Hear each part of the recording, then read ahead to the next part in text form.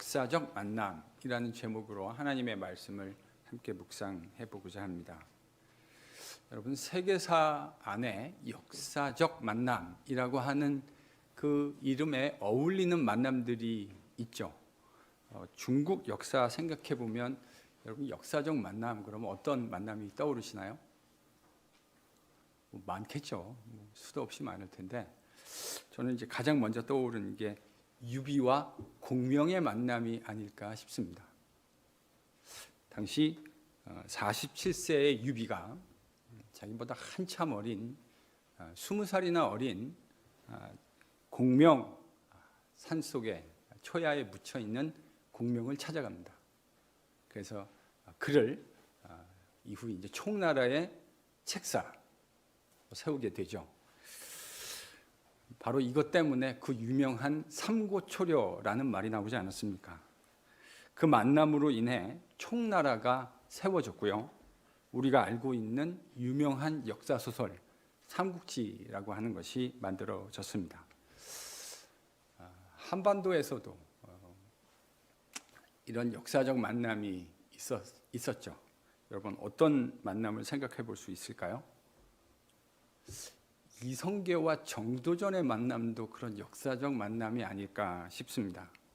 당시 여진족을 거느리고 있었던 변방의 실력자 이성계, 또 신분은 미천했지만 당대 최고의 브레인이었고 혁명가였던 정도전의 만남, 저는 이 만남도 역사적 만남이라고 칭할 만하다고 생각합니다.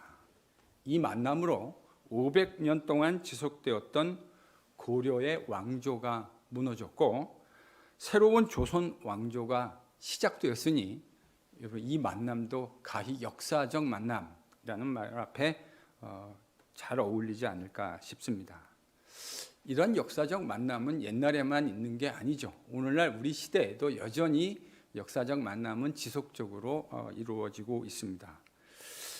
저는 오늘 시대에, 우리가 살고 있는 시대의 역사적 만남을 어떤 곳에서 발견할 수 있을까? 여러분, 스티브 잡스와 애플의 혁명을 이끌었던 스티브 잡스와 조니 아이비라고 하는 사람의 만남도 역사적 만남이라고 말할 수 있지 않을까요? 스티브 잡스는 1997년 자신이 이전 12년 전에 세웠던 회사로 다시 돌아옵니다. 당시 애플은 쇠퇴하고 있었고 많은 직장인들이 애플이라고 하는 회사를 떠나려고 하고 있었죠. 조니 아이브도 그 중에 한 명이었습니다. 그런데 스티브 잡스는 조니 아이브를 설득합니다. 그리고 새로운 애플이라고 하는 회사를 새롭게 갱신하고 세워내는 그 일에 이 두 사람이 쓰임받게 되죠. 전 세계 사람들이 좋아라 하고 있는 그 애플의 모든 디자인이 이 바로 영국 출신의 산업 디자이너였던 조니 아이브에 의해서 되어진 것. 저희 교회 성도들 중에서도 아이폰 쓰시고 맥 관련돼서 쓰시는 분들이 참 많으실 텐데 그 모든 디자인 어디서 온 거냐면 이 바로 조니 아이브라고 하는 사람으로부터 시작되어진 겁니다. 이렇게 사람과 사람 사이의 만남은 역사적 의미들을 창출해내곤 합니다. 오늘 본문에 기독교 역사에서 정말로 중요한 역사적 만남이 이루어집니다. 그것이 바로 고넬료와 베드로라고 하는 이 두 사람의 만남입니다. 사실 이 만남은 쉽게 이루어지기 어려운 만남이었어요. 오늘 이 묵상을 통해 이 만남이 어떤 의미를 가지고 있고 이 만남이 또 어떻게 해서 가능해졌는가 하는 부분을 여러분과 함께 묵상해 보고자 합니다. 오늘 본문은요, 환상 두 개가 등장합니다. 고넬료가 본 환상, 베드로가 본 환상, 이 두 개의 환상이 있는데 먼저 고넬료로부터 시작하죠. 고넬료라는 사람은 로마 부대, 이달리아 부대의 백부장, 그러니까 로마 군대의 백부장이었습니다. 여러분, 로마의 군 편제는 6,000명을 하나의 군단으로 하는 레기온이라고 6,000명을 하는 이 군단으로 이루어져 있습니다. 근데 이 군단은 1,000명, 그러니까 보병 1,000명 단위의 6개의 부대로 나누어져요. 그리고 이 1000명을 이끄는 군인이 바로 천부장입니다. 그리고 천부장의 부대는 또 다시 100명 단위로 10개, 100명씩 10개의 부대로 나누어지는데 이 100명을 통솔하는 지휘관이 바로 백부장이었던 것이죠. 오늘 본문에 등장하는 고넬료가 바로 그 백부장이었던 겁니다. 오늘날 한국군의 계급으로 치면 중위 내지는 대위 정도, 100명을 자기 휘하에 둘 수 있는 초급 장교라고 말할 수 있습니다. 그가 환상을 보게 됩니다. 하나님의 사자가 나타나서 환상 중에 욥바의 사람을 보내 시몬이라고 하는 시몬 베드로라고 하는 사람을 청하라고 지시합니다. 고넬료는 이 명령에 즉각적으로 순종해서 자신의 하인 둘과 부하 가운데 경건한 한 사람을 보내게 되죠. 이 무리가 욥바 성에 가까이 다가가고 있을 때 다음 날 베드로도 하나의 환상을 보게 됩니다. 하늘이 열리고 큰 그릇이 하늘로부터 내려오는데 이 보자기 같은 것 안에 온갖 짐승들이 가득했습니다. 그런데 그 짐승들은 유대 정결법, 유대법을 따라 정결하지 못하다고 유대인들이 생각하고 있었던 짐승들이었습니다. 그런데 음성이 나와서 그걸 잡아먹어라 이렇게 이야기합니다. 베드로는 그것이 불가하다 그렇게 항변합니다. 그런데 베드로는 하나님이 깨끗하게 하신 것을 내가 속되다 더럽다 하지 말라라고 하는 음성을 3번에 걸쳐 연달아 듣게 되죠. 여러분, 이 사건이 가지고 있는 구체적인 의미에 대해서 적절한 곳에서 몇 번에 걸쳐 더 자세하게 여러분과 함께 심층적으로 살펴보게 될 겁니다. 오늘은 다른 건 다 차치해 놓고요. 오늘 본문을 통해서 저는 이런 생각을 하지 않을 수 없어요. 이 두 사람이 만나는데 우리 주님께서 상당한 공을 들이고 계시는구나 하는 생각을 하지 않을 수가 없습니다. 이 베드로와 고넬료가 만나는데 주님이 엄청난 공을 들이십니다. 왜 이런 공들임과 준비가 필요했을까요? 그건요, 이 준비가 없었다면, 이 공들임이 없었다고 한다면 베드로와 고넬료가 만난다는 것은 거의 불가능에 가까웠을 것이기 때문입니다. 여러분, 베드로 입장에서 고넬료에게 다가가는 건 상당히 어려운 장벽이 있었어요. 유대인이 이방인의 집에 이렇게 찾아가는 게 이게 우리가 생각하기에는 뭐 대단한 일인가 싶지만 유대법을 지키는 유대인 입장에서 이방인의 집을 찾아간다고 하는 건 이건 여간 어려운 일이 아닙니다. 이건 일어나기 참 쉽지 않아요. 반대로 고넬료 입장에서는 굳이 베드로란 사람을 찾아가야 할 이유가 없습니다. 기독교 입장에서 베드로는 당대 예루살렘에서 가장 유력한 사도였음에 틀림없지만 고넬료 입장에서 베드로란 사람은 속칭 별 볼 일 없는 사람입니다. 왜 그렇죠? 고넬료는 유대교에 관심이 있는 사람이지 기독교에는 아무런 관심이 없기 때문입니다. 당시 사람들이 생각하기에 기독교라고 하는 것은 유대교의 사이비 정도라고 생각하고 있었을 거예요. 그러니 고넬료는 이탈리아 군대, 로마 군대의 점령군의 지휘관 장교였고 베드로는 피지배국의 이단 사이비에 속한 사람이니 고넬료가 베드로란 사람을 찾아가서 굳이 만나야 되겠다는 생각을 해야 할 이유가 하나도 없었겠죠. 그래서 두 사람이 만난다는 건 거의 불가능에 가까웠습니다. 자, 그러면 이제 중요한 질문이 이거예요. 이 두 사람의 만남이라는 것이 구체적으로 어떤 의미를 가지고 있기에 주님이 이토록 이 만남에 공을 들이셨을까? 저는 그 의미가 이런 것이라고 생각합니다. 이제 이 두 사람의 만남을 통해서 기독교 복음은 비로소 유대인과 이방인이라고 하는 장벽을 공식적으로 넘어서게 됩니다. 여러분 1989년 매우 역사적인 해였다고 생각합니다. 1989년에 어떤 일이 있었습니까? 1989년은요, 베를린 장벽이 무너졌던 해입니다. 전 세계인, 동서를 가로막고 있던 베를린의 장벽이 전 세계인들이 다 바라보는 그 가운데 미디어를 통해서 생중계가 됐죠. 베를린 장벽이 무너지는 것. 역사적으로도 상징적으로도 실제적으로 매우 큰, 독일의 통일에 있어서 매우 큰 의미를 가지고 있었던 것처럼 지금 베드로와 고넬료가 만나는 것, 기독교 역사에서 정말 중차대한 일이 아닐 수 없었습니다. 왜 그렇습니까? 아주 간단하게 얘기하면 이렇게 말할 수 있어요. 바로 그것이 하나님이 복음을 통해서 의도하신 핵심이기 때문입니다. 무슨 핵심이요? 복음의 핵심. 유대인과 이방인이 하나 되는 게요, 하나님이 복음을 통해서 의도하신 핵심이에요. 한국 교회는 복음 그러면 죽어서 천국 가는 거, 이게 거의 공식화, 어떻게 보면 화석화되어져 있죠. 분명히 그게 복음의 한 요소인 것을 제가 부인하지 않아요. 죽어서도 천국 가는 일들이 일어나야 됩니다. 너무나 당연해요. 그런데 하나님이 예수 그리스도의 복음을 통해서 의도하신 진짜 복음의 핵심은 그리스도 예수를 통해 유대인과 이방인이 새로운 인류로 새롭게 만들어지는 것. 여러분, 이게 하나님이 복음을 통해서 우리에게 의도하시는 복음의 핵심이에요.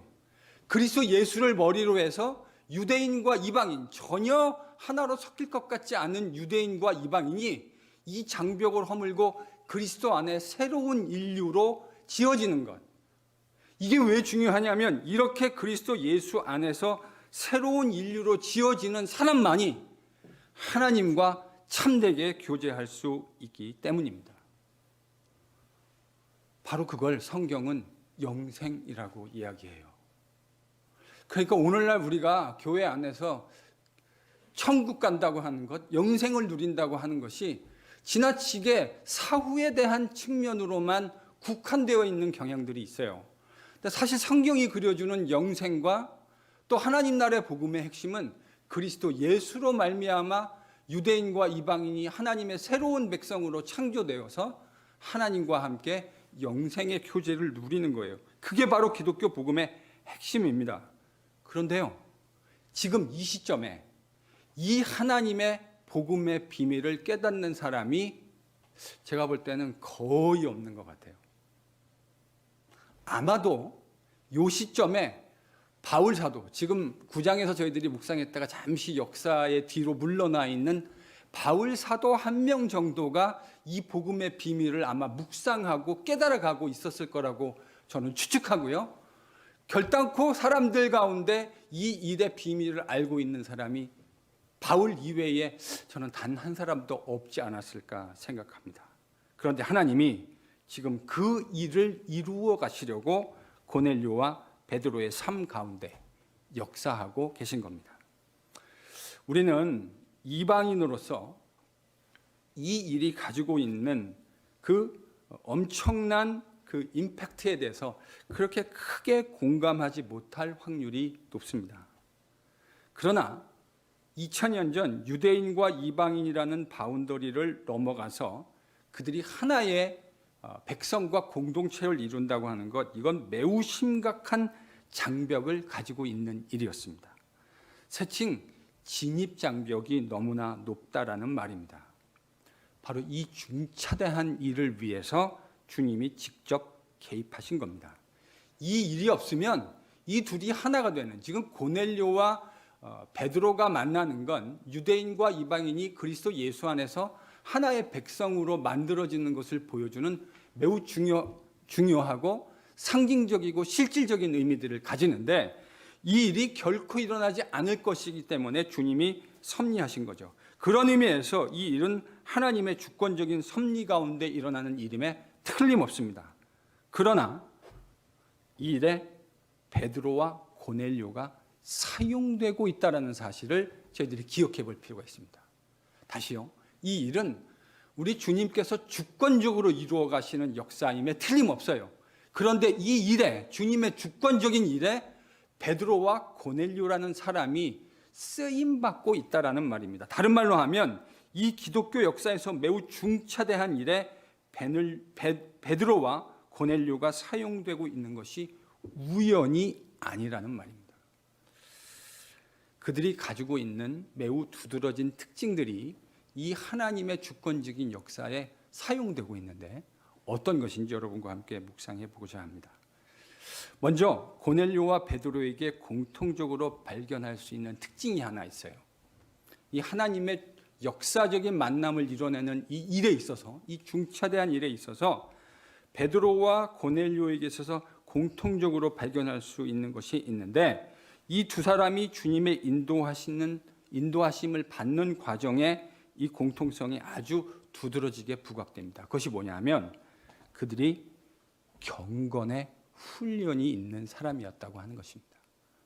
여러분, 2절과 3절 그리고 연달아서 9절 같이 함께 읽어보겠습니다. 2절과 3절 그리고 9절을 차례대로 같이 읽습니다. 시작.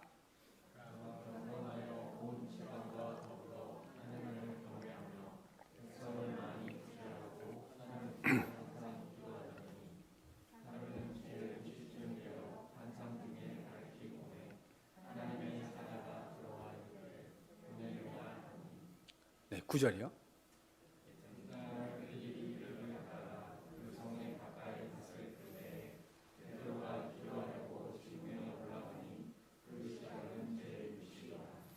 여러분, 지금 고넬료와 베드로가 우리 주님의 인도하심을 받고 있죠. 근데 이 두 사건 사이에는, 베드로의 인도하심, 고넬료의 인도하심 사이에는 공통점이 하나 있습니다. 이들이 언제 주님의 인도하심을 경험하게 되죠? 2절, 3절, 9절을 보니까 언제 경험하게 됩니까? 기도할 때요. 2절을 보면 고넬료는 어떻게 기도했다 그랬죠? 2절을 보면 고넬료는 어떻게 기도하고 있었습니까? 항상. 이게 어떻게 가능할까? 여러분, 항상 기도한다는 게 늘 눈 감고 기도한다는 말이 아니겠죠? 항시 기도한다는 건 그의 마음이 항상 하나님을 향해 있었다라는 말 아니겠습니까? 그가 경험하는 일상에서의 자그마한 모든 일들을 고넬료는 하나님과 대화하면서 일상을 살고 있었다라는 말일 겁니다. 그리고 그 안에 경건의 훈련으로 셋업해 놓은 시간들이 있었을 것이고, 그는 그 시간에 여느 때처럼 반복적으로 훈련해서 습관적으로 기도하고 있었던 겁니다. 다음 주에 보게 될 텐데요. 고넬료가 오늘 본문에는 이게 기도하다가 이 환상을 봤다라는 명시적 언급이 등장하지 않지만, 다음 주에 고넬료 이야기를 보면 이 환상이 기도 가운데, 고넬료의 개인의 경건의 기도 시간에 이루어졌다라는 사실을 고넬료의 입을 통해서 확인할 수 있습니다. 9절에 보면 베드로는 6시, 그러니까 오늘날로 치면 6을 더하면 되죠. 이 성경에 나오는 시간에 6을 더하면 오늘날의 시간이 되죠. 그러니까 정오에 기도하러 옥상에 올라간 겁니다. 지금 베드로가 자기 집에 있는 게 아니잖아요. 욥바라고 하는 먼 곳으로 여행을 와 있는데 베드로는 자신의 습관을 따라 기도했어요. 유대인들은요, 예수님 당시 경건한 유대인들은 하루 3번, 그중에 이제 한 번 기도하는 시간이 바로 이 정오의 기도였습니다. 베드로는 그러니까 자신의 습관을 따라 옥상에 올라가 여행을 왔지만 그 여행지에서도 평소 습관대로 경건한 기도의 시간을 주님 앞에 드리고 있었던 겁니다. 특별히 고넬료의 경우를 생각해 보면 그의 경건의 훈련이라고 하는 것이 그의 삶과 밀접하게 연관되어 있다는 사실을 2절이 강조해 주고 있습니다. 그의 경건의 훈련, 그의 삶에 어떻게 연결되고 있습니까? 고넬료는 혼자만 경건하게 살지 않았어요. 그의 경건은 그의 가족들에게 영향력을 미치는 경건이었습니다. 다음 주에 또 보게 되겠지만 그의 직계 가족들만이 아니고요. 고넬료의 친인척들에게까지도 영향력을 행사하는 고넬료는 그런 믿음의 소유자였습니다. 바로 그런 경건으로 때문에 하나님을 경외하고 있었고 그는 백성들을 구제하는 일에 힘쓰고 있었습니다. 그의 경건이 자신만이 아니라 온 가족에게, 주변에 있는 사람들에게 영향력을 미치는 경건이었다는 말입니다. 가정만이 아니죠. 여러분 본문 7절을 보면 이 환상을 보고 일종의 베드로 인비테이션 하기 위해서 사절단을 보내게 되는데 거기에 등장하는 사람 중에는 고넬료의 수하 가운데, 그러니까 부하를 말하는 거겠죠. 군대 장교니까 자신의 부하 가운데 경건한 사람을 선별하는 것을 볼 수 있습니다. 여러분 이 이야기가 뭐를 함의하고 있는 것일까요? 그의 경건은 가정의 바운더리에 머무르고 있었던 것이 아니고요. 심지어 자신의 직장이라고 말할 수 있는 군대 안에서 자신의 지휘 아래에 있는 병사들에게까지도 영향력을 행사하는 경건이었다는 말입니다. 오늘날 적지 않은 하나님의 백성들에게 발견되는 것 중에 하나가 바로 이 경건의 훈련의 부재입니다. 오늘 우리는 고넬료와 베드로가 평소 습관적으로 하고 있는 이 경건의 과정 속에서 하나님의 인도하심을 받았다는 사실을 목격하게 되는데 그 묵상이 동시에 목사인 저로 하여금 이런 생각을 하게 돼요. 오늘날 하나님의 백성들의 삶 가운데 발견되는 현상 중에 하나가 바로 이런 경건한 훈련의 부재라고 하는 것입니다. 여러분 능력 있는 경건의 삶이란 한번 찡하게 수련회 가서 혹은 부흥회 가서 은혜를 경험했다고 해서 사라질 수 있는 성질의 것이 아니지 않습니까? 제가 그런 찡하게 받는 은혜를 부정하는 게 아니에요. 그거 필요해요. 어떻게 필요하냐면요. 그렇게 찡하게 은혜를 경험하는 것이 경건의 삶의 훈련에 있어서 매우 좋은 동기부여가 될 수 있어요. 그런데 교회 안에 이런 성도들이 더러 계시더라고요. 그렇게 한번 찡하게 받는 은혜로 인생을 살아가시려고 하는. 여러분 절대로 안 됩니다. 그래가지고요 좋은 경건의 능력이 나타나는 신실한 삶을 살아갈 수 없어요. 여러분 이런 원리는 조금만 묵상해 보면 금방 우리들이 체득할 수 있습니다. 여러분 음악가랑 운동선수를 한번 생각해 보실까요? 좋은 음악가 치고요 매일같이 연습을 게을리하는 음악가는 세상에 없습니다. 그래서 여러분 음악에 그런 말 있잖아요. 하루 연습을 안 하면 자기가 알고요, 이틀 연습을 안 하면 주변에 있는 사람들이 알고요, 일주일만 연습을 하지 않으면 청중들이 바로 안 돼요. 이게 음악가들 사이에서 공공연하게 하는 이야기입니다. 뭘 강조하는 거죠? 매일매일의 연습이 얼마나 훌륭한 연주자를 만들어내는가를 보여주는 이야기 아닐까요? 운동선수 생각해 보십시오. 우리가 미국 스포츠에서 볼 수 있는 유명한 선수들, 그 기가 막힌 애슬리시즘을 보여주는 선수들 생각해 보세요. 매일과 같이 반복되는 고된 훈련이 없이 여러분 그런 훌륭한 선수들 절대로 만들어지지 않습니다. 매일매일의 고된 훈련이 그들과 같은 훌륭한 선수로 만들어낼 수 있는 것 아니겠습니까? 경건의 능력과 경건의 실력도 마찬가지입니다. 매일매일 차곡차곡 쌓여지는 경건의 실력, 그게 진정한 실력이 되는 겁니다. 내가 적재적소에서 해야 할 말들, 왜 입이 잘 컨트롤이 되지 않을까요? 왜 우리 행위가 왜 잘 컨트롤이 되지 않을까요? 경건의 훈련이 쌓여 있지 않기 때문입니다. 이 훈련이 되면 물론 때로는 힘들지만 정말 필요한 때에 필요한 이야기를 할 수 있는 훈련들이 되어지는 거죠. 여러분 매일에 차곡차곡 쌓여지지 않는 경건의 실력이란 존재하지 않습니다. 그게 허상이라는 것을 빨리 깨달을 필요가 있어요.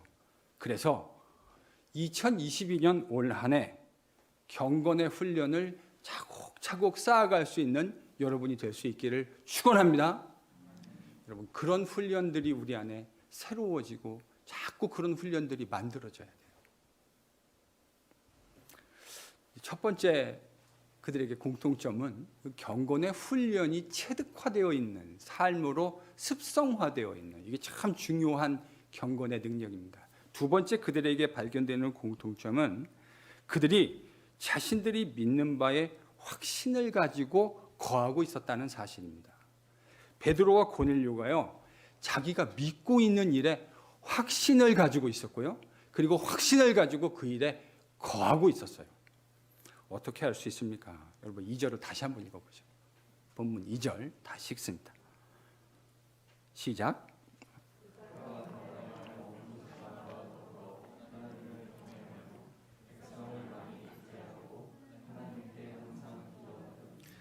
지금 고넬료가 집중하고 있는 아이템 두 개를 이야기하고 있죠. 뭐와 뭐에 고넬료가 집중하고 있습니까? 기도와 구제입니다. 근데 이게 참 중요한 의미를 가지고 있는 것 같아요. 이제 이 기도와 구제가, 천사가 나타나서 그러잖아요. 이 너의 기도와 구제가 하나님 앞에 상달되어졌다. 이건 마치 제사의 랭귀지거든요. 제사를 드리면 이렇게 연기가 하늘로 올라가는데 그걸 하나님께서 이렇게 숨을 들이마시면서, 이걸 이제 흠향이라고 저희들이 표현하지 않습니까? 바로 지금 그 랭귀지예요. 네가 매일같이 하나님 앞에 드리는 경건한 기도와 그 경건한 구제가 하나님 앞에 인정되어졌다. 여기서요, 기도와 구제라는 아이템이 등장했다는 게 참 중요한 것 같아요. 왜냐? 마태복음 6장을 보면 여러분이 아실 수 있겠지만, 여러분 예수님 당시 유대교에는요, 세 개의, 그러니까 종교를 떠받치는 세 개의 기둥이 있었습니다. 이거 유대인들이 Three Pillars of Judaism 이렇게 표현해요. 유대교의 3대 기둥이 뭐였냐면 기도, 구제, 금식이었습니다. 근데 지금 고넬료가 뭐와 뭐에 집중하고 있죠? 기도와 구제. 이건 그가 유대교에 대해서 뜨뜻미지근한 태도로 유대교에 반응하고 있는 것이 아니라 유대교의 핵심 가르침이 무엇인지를 정확하게 깨닫고 있고 그 자신이 믿고 확신하는 바에 행동을 통해 거하고 있었다고 하는 사실을 증명해 주는 내용입니다. 그러니까 고넬료는요, 유대교를 이렇게 뜨뜻미지근하게 믿었던 게 아니에요. 세상에 한 발, 유대교에 한 발 이런 게 아니고요. 이방인이었지만, 로마 군대의 백부장이었지만 자신이 점령국에서 알게 되어진 유대교, 그 유대교의 하나님에 대한 신앙을 정말로 시리어스하게 테이크한 거예요. 그리고 그 신앙에 걸맞는 확신하는 삶을 살아가고 있었다는 것을 의미합니다. 베드로는 어떻습니까? 여러분 14절을 읽어볼까요? 베드로 14절을 함께 읽습니다. 같이 읽죠. 시작.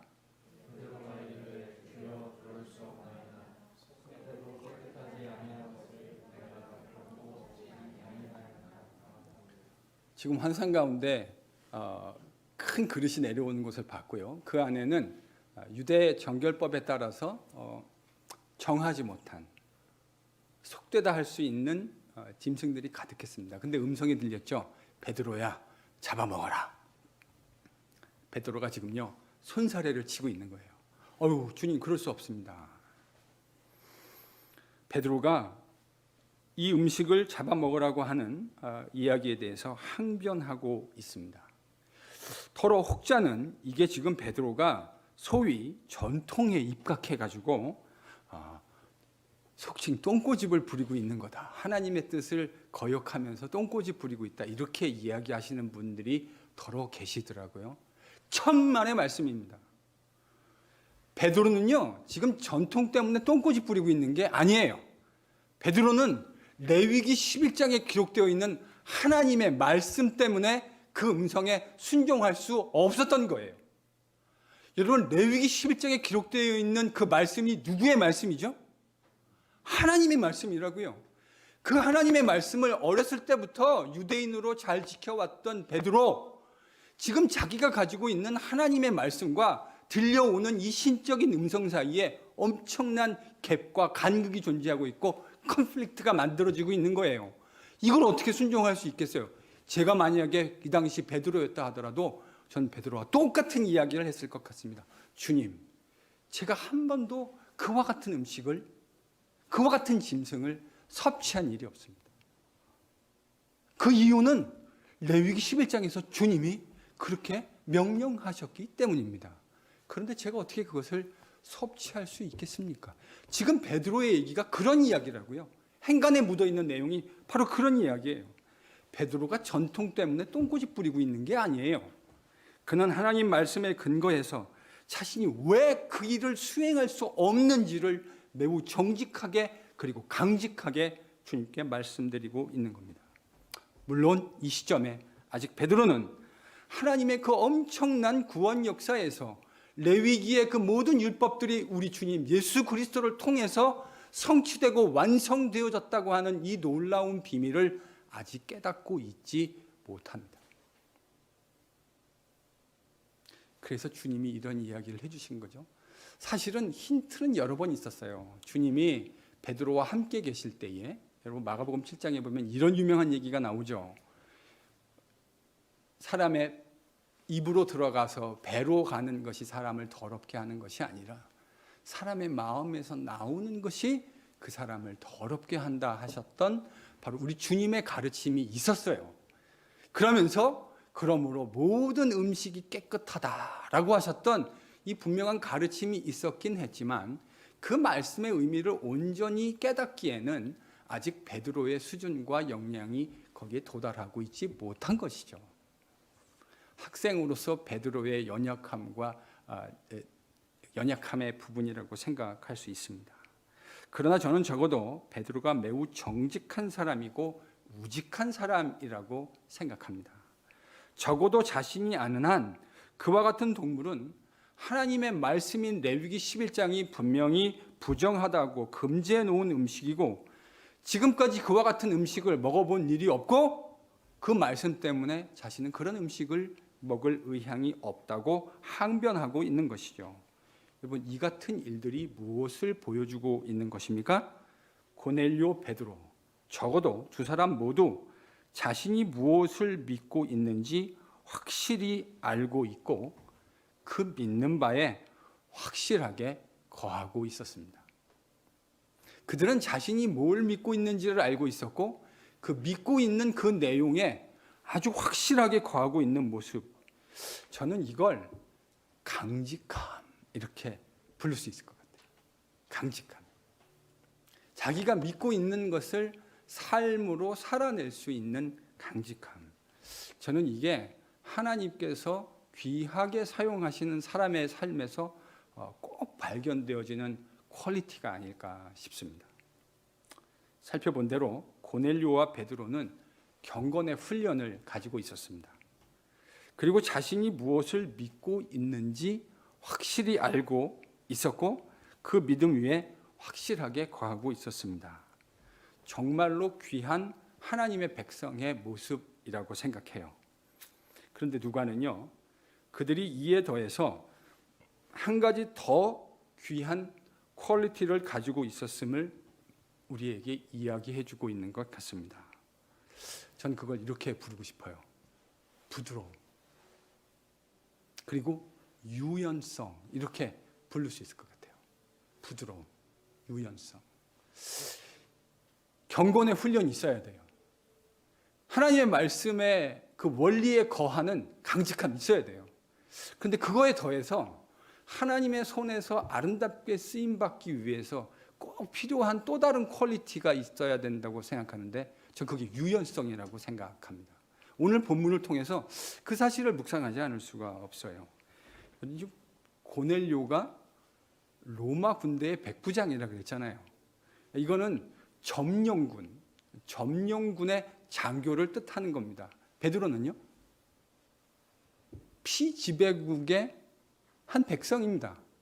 사실은 고넬료 입장에서 볼 때 베드로는 우리 기독교인이기 때문에 베드로라는 사람이 초대교회 예루살렘의 유력한 사도라고 기독교인에게 베드로는 참 유명하고 유력한 사람입니다. 틀림없어요.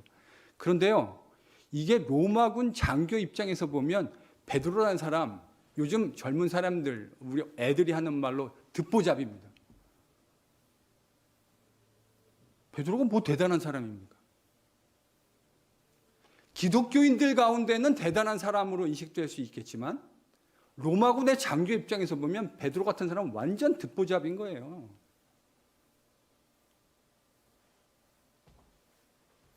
점령군의 장교입니다. 베드로는 자신이 지배하고 있는 나라의 피지배인 가운데 한 명일 뿐이에요. 그런데 여러분, 이럴 때 강직함만을 가지고 있는 사람들은 어떤 모습으로 드러나기 쉽냐면요, 군림하는 모습으로 드러나기 쉽습니다. 이때 강직함만을 가지고 있는 사람은 군림하는 모습으로 나타나기 쉬워요. 그런데 고넬료 그렇지 않습니다. 다음 주에 저희들이 보게 되겠지만 나중에 이제 이 일 때문에 베드로가 고넬료의 집에 오지 않습니까? 가이사라까지 친히 내려오게 되죠. 여러분, 그때 고넬료가 베드로를 어떻게 맞이하는지 아십니까? 베드로가 문을 열고 자기 집에 들어오는데 이 지휘군의 장교가요, 그 베드로를 맞기 위해서 문 앞에 달려나가서 그 앞에 엎드려 절합니다. 저는 이 대목이 이 고넬료라고 하는 사람이 가지고 있는 이 유연함의 퀄리티를 아주 적나라하게 보여주는 대목이라고 생각해요.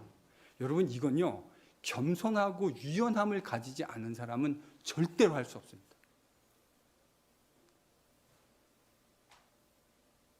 베드로 어떻습니까? 레위기 율법을 따라 절대로 먹을 수 없다고 하는 음식과 너무나 지금 잘 알고 있잖아요.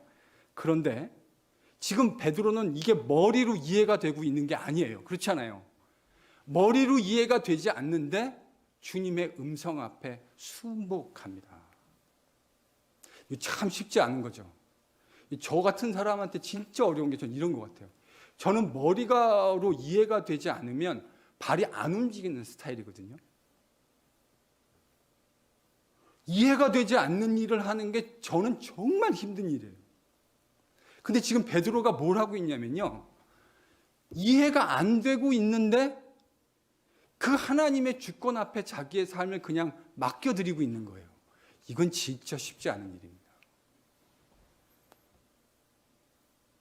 강직함, 너무나 중요한 일이지만 강직함만 가지고 되는 건 아니에요.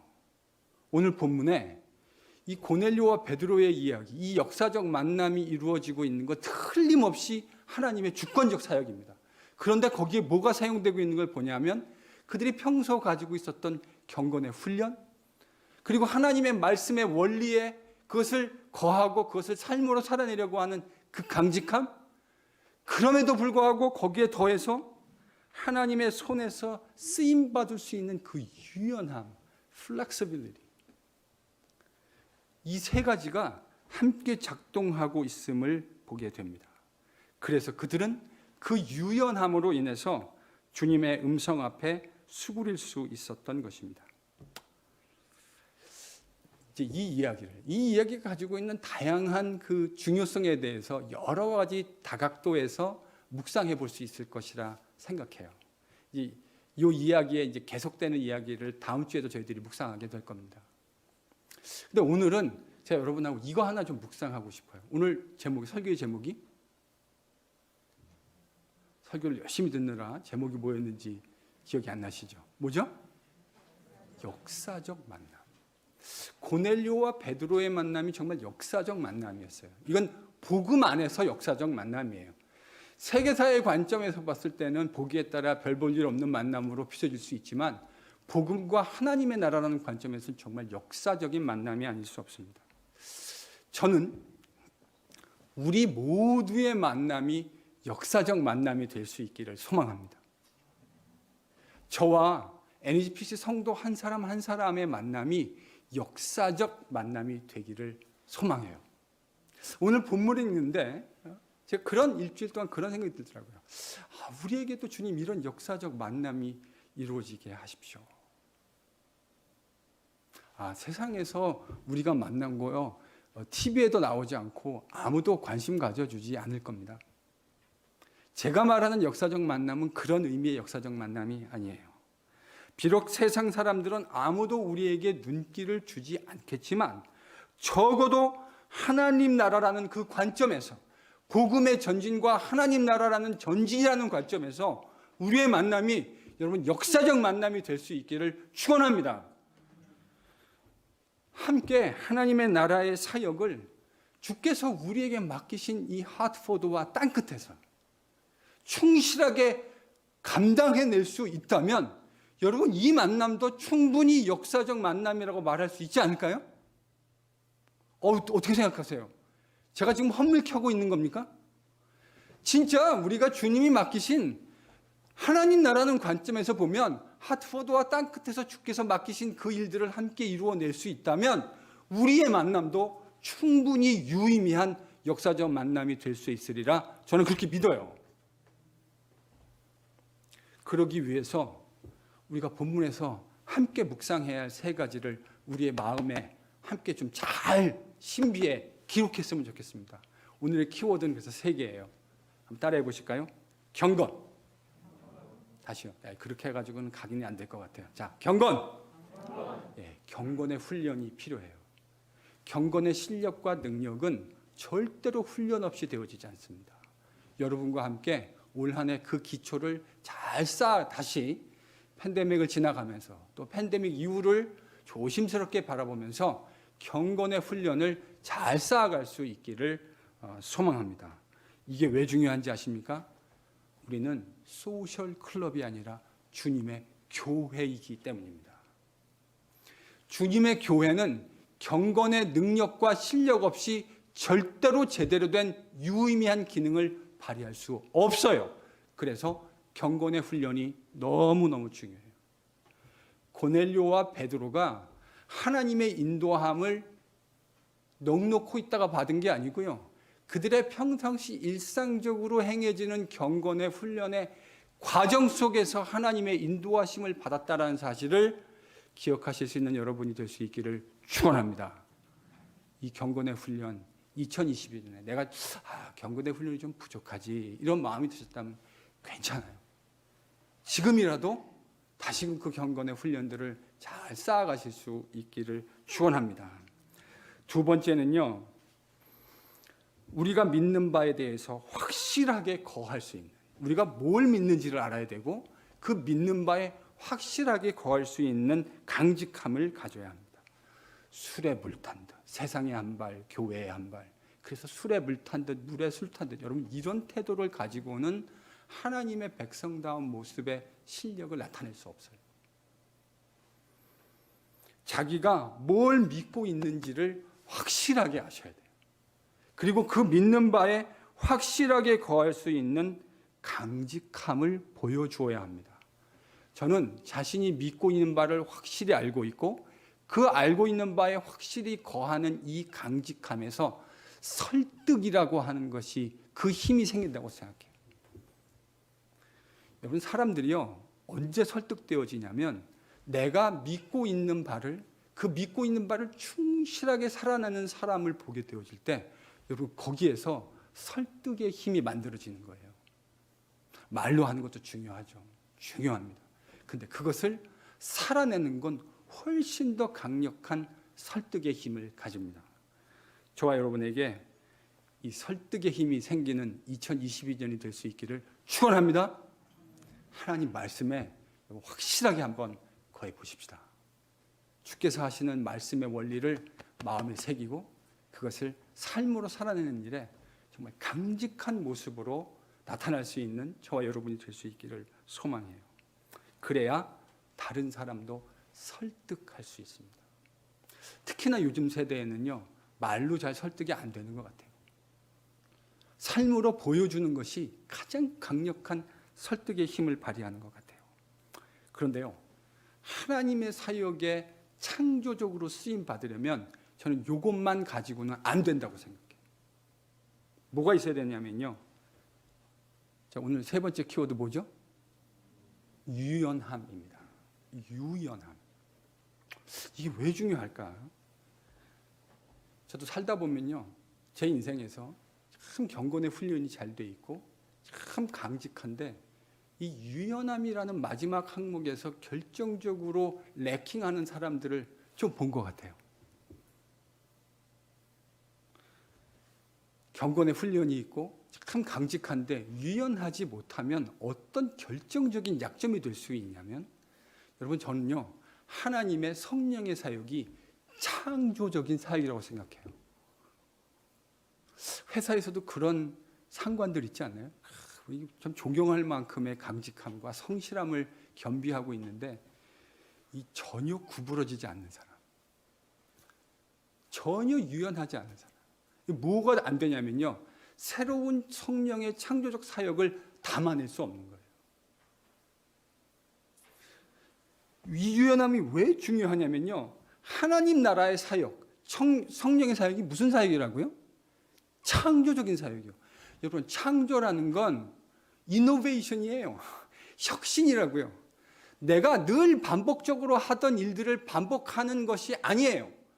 성령의 사역은 그런 측면도 있어요. 반복적으로 했던 일들을 상식적으로 행하는 측면들이 분명히 있어요. 그런데 때로는 성령께서 우리와 상의하지 않으시고 창조적으로 주체적으로 사역을 감당해 가실 때가 있다고요. 여러분, 이거를 담아내려면 플렉서블 해야 돼요. 그러지 않으면 절대로 담기지 않습니다. 하나님 나라 사역이 바로 이와 같아요. 때로는 우리가 생각하는 상식적인 사고의 수준을 넘어설 때가 있어요. 지금 베드로에게 딱 그런 일이 벌어지고 있는 것 아닙니까? 만약에 베드로가 절대로 그럴 수 없습니다. 강직함으로 똘똘 이것만 무장하고 있었다면 절대로 그는 고넬료에게 다가갈 수 없었을 겁니다. 하나님이 이루시려는 창조적 사역에 그의 유연하지 못함이 방해가 되었을 거예요. 물론 저는 이 유연함이라는 것이 진리에 대한 타협이 되면 곤란할 거라고 생각합니다. 제가 말하는 유연함은 진리에 대한 타협이 아니에요. 그러나 성령 하나님의 인도하심을 우리 모두가 느낄 수 있다면, 성령께서 지금 우리가 상상하지 못했던 일들이지만 우리를 이끌어가고 계시다는 사실을 우리 모두가 세임 챕터에서 공감할 수 있다고 한다면, 성령이 우리를 얼마든지 인도하시고 드라이브해 가실 수 있도록 맡겨드릴 수 있는 그 유연함을 가지고 있어야 합니다. 오늘 우리가 본문에서 발견하는 고넬료와 베드로, 그들에게는 경건의 실력과 경건의 훈련과 강직함, 자신들이 믿고 있는 그 강직함, 그러나 동시에 성령께서 얼마든지 창조적 사역을 감당하실 수 있도록 삶을 내어드리는 유연함을 가지고 있었습니다.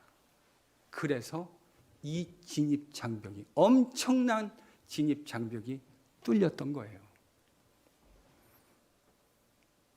그 결과로 위대한 역사적 만남이 이루어질 수 있었던 겁니다. 사랑하는 성도 여러분, 2022년 주께서 성령의 새로운 바람을 일으키시기를 기도하고 또한 소망합니다. 그 일에 쓰임 받으려면 세 가지 키워드 기억해 볼까요? 경건, 따라하십시오. 경건, 강직함, 유연함. 이 세 가지를 올 한 해 우리 마음속에 잘 새기실 수 있기를 바랍니다. 경건의 훈련을 새롭게 잘 시작하십시다. 우리가 믿고 확신하는 일에 확실하게 거할 수 있는 설득력 있는 모습을 보여줍시다. 동시에 성령 하나님이 우리를 얼마든지 인도해 가실 수 있도록 유연하게 성령님의 음성에 반응하는 NGPC 성도들이 될 수 있기를 축원합니다. 그래서 2022년 성령께서 일으키시는 아름다운 그 하나님 나라의 역사에 우리 모두가 함께 겸손하게 쓰임 받을 수 있기를 예수님의 이름으로 축원합니다.